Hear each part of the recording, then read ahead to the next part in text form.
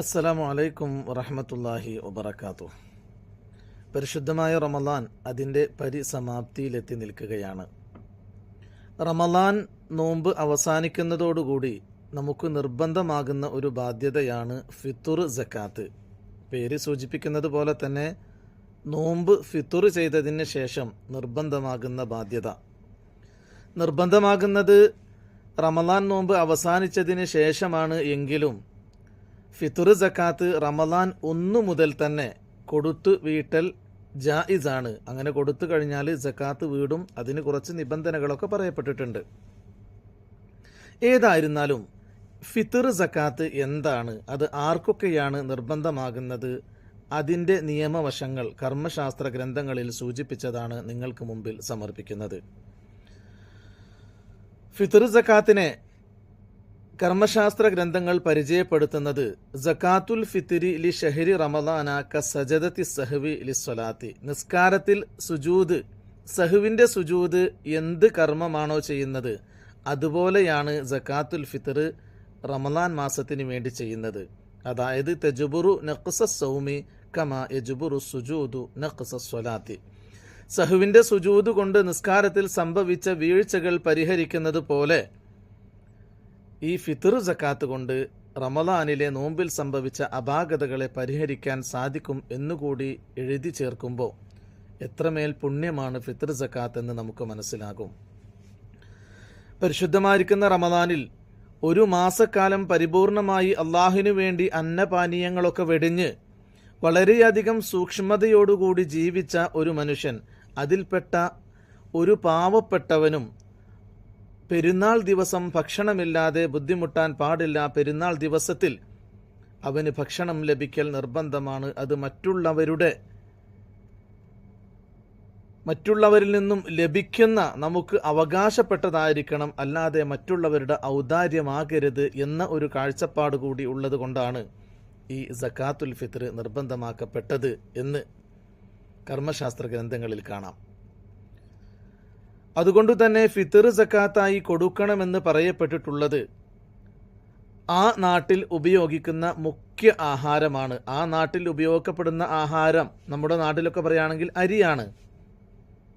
അതുപോലെ തന്നെ ഗൾഫ് നാടുകളിൽ ചിലപ്പോൾ അരി ആവാം, ചിലപ്പോൾ ഗോതമ്പാവാം, മാവാകാം, അങ്ങനെ പലതുമാകാം. കാരണം അവിടെ പല വസ്തുക്കളും മുഖ്യാഹാരമായി ഉപയോഗിക്കപ്പെടുന്നത് കൊണ്ട് തന്നെ പെരുന്നാൾ ദിവസത്തിൽ അനുയോജ്യമായ വീട്, കടം വീട്ടാനാവശ്യമായ ധനം, പെരുന്നാളിൻ്റെ രാപ്പകലുകളിൽ തനിക്കും താൻ ചെലവ് കൊടുക്കൽ നിർബന്ധമായ ആളുകൾക്കും ചെലവിനുള്ള പൈസ സംഖ്യ, അതിനുള്ള വസ്തുക്കൾ, ഇതൊക്കെ കഴിച്ച് ബാക്കി വരുന്ന ഏതൊരാൾക്കും ഫിത്ർ സക്കാത്ത് കൊടുക്കൽ നിർബന്ധമാണ്.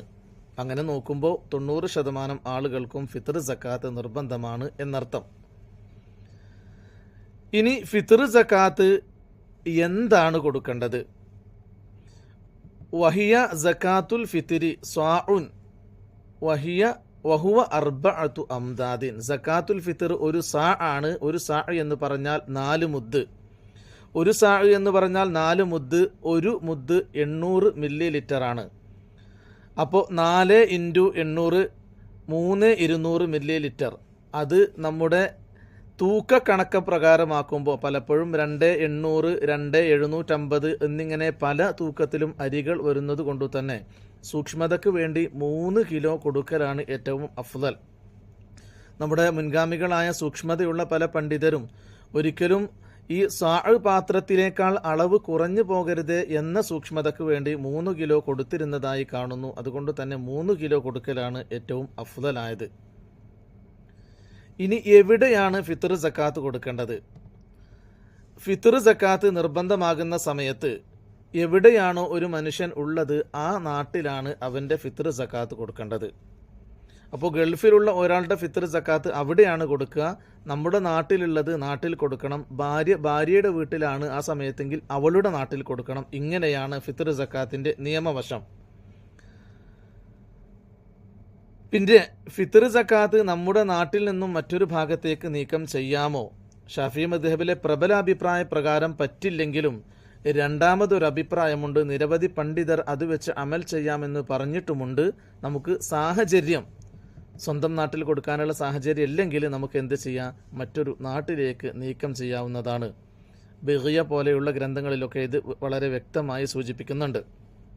പക്ഷേ ഈ ഒരു അഭിപ്രായം പ്രവാസികൾക്ക് ഉപയോഗപ്പെടുത്താവുന്നതാണ്. ഇനി മറ്റൊരു ചോദ്യം, ഫിത്ർ സക്കാത്ത് കൊടുക്കേണ്ടത് ധാന്യമായിട്ടാണ്, ആ നാട്ടിൽ ഉപയോഗിക്കുന്ന മുഖ്യ ആഹാരമാണ് എന്ന് പറഞ്ഞു കഴിഞ്ഞു. ഇനി കാഷായിട്ട് കൊടുക്കാൻ പറ്റുമോ? ഷാഫിഈ മദ്ഹബ് പ്രകാരം ലാ തുജ്സി ഉൽ ഖീമത്തു, പണമായിട്ട് കൊടുത്താൽ മതിയാവുക ഇല്ല എന്നാണ് തുഹ്ഫയും നിഹായും മുഗ്നിയും ഒക്കെ പറഞ്ഞിട്ടുള്ളത്. വേറെ ഒരു നിവൃത്തിയും ഇല്ലാത്ത സാഹചര്യമാകുമ്പോൾ പ്രവാസ ലോകത്ത് ജീവിക്കുന്ന ആളുകൾക്കൊക്കെ വേണമെങ്കിൽ ഹനഫി മദ്ഹബിലെ ഒരു അഭിപ്രായമുണ്ട്, ക്യാഷ് കൊടുക്കാമെന്ന്. അത് പരിഗണിച്ചുകൊണ്ട് ചെയ്യാവുന്നതാണ്. അതിനെക്കുറിച്ച് ഇൻഷാ അല്ലാഹ് അടുത്ത വീഡിയോയിൽ ഞാൻ വിശദമായി പറഞ്ഞു തരാം. ഒരു കാര്യം ശ്രദ്ധിക്കുക, മറ്റേതു കർമ്മത്തെയും പോലെ ഫിത്ർ സക്കാത്തിനും നീയത്ത് നിർബന്ധമാണ്. ഫിത്ർ സക്കാത്തിൽ പ്രധാനമായും ശ്രദ്ധിക്കേണ്ടത് 2 വിഷയങ്ങളാണ്. ഒന്ന് നീയത്ത്, 2 അവകാശികൾക്ക് എത്തിച്ചു കൊടുക്കുക. ഈ 2 കാര്യങ്ങളും ഉണ്ടാകുമ്പോഴാണ് ഫിത്ർ സക്കാത്ത് വീടുന്നത്. നമ്മൾ നേരിട്ട് കൊടുക്കുന്ന സമയത്ത് പ്രശ്നമല്ല, നമ്മൾ കൊടുക്കുമ്പോൾ നമ്മളെ സക്കാത്ത് ആണെന്ന് നമ്മളുടെ മനസ്സിൽ ഓൾറെഡി നീയത്ത് വരും. ആ നീയത്തോടു കൂടി ചെയ്യുക. അതല്ലെങ്കിൽ നമ്മുടെ വീട്ടിലൊക്കെ ഇപ്പോൾ പല ആളുകളുടെയും സക്കാത്ത്, നാം കൊടുക്കൽ നിർബന്ധമായവരുടെ സക്കാത്തൊക്കെ കൊടുക്കുമ്പോൾ ഏറ്റവും നല്ലത് നമ്മൾ അരി ഇങ്ങനെ അളന്ന് മാറ്റി വെക്കുമല്ലോ. അപ്പോൾ ആ മാറ്റി വെക്കുന്ന സമയത്ത് ഇത് ഇന്ന ആളെ സക്കാത്ത്, ഇത് ഇന്ന ആളത്, ഇത് ഇന്നതും, ഈ സക്കാത്ത് എൻ്റെയും ഞാൻ ചിലവ് കൊടുക്കൽ നിർബന്ധമായവരുടെയും സക്കാത്താണ് ഈ അരി എന്ന് നിയത്ത് ചെയ്തുകൊണ്ട് അളന്നു മാറ്റി വെക്കുകയാണെങ്കിൽ ആ സമയത്ത് തന്നെ നിയത്ത് വീടും. ഇനി നമ്മൾ പറഞ്ഞു മറ്റൊരു വഴിയും ഇല്ലെങ്കിൽ ഫിത്ർ സക്കാത്ത് ഈ നാട്ടിൽ നിന്ന് മറ്റൊരു നാട്ടിലേക്ക് നീക്കം ചെയ്യാമെന്ന്. പ്രത്യേകിച്ചും പ്രവാസ ലോകത്തിലെ ആളുകൾക്കൊക്കെ അത് വളരെയധികം ഉപകാരപ്പെടും.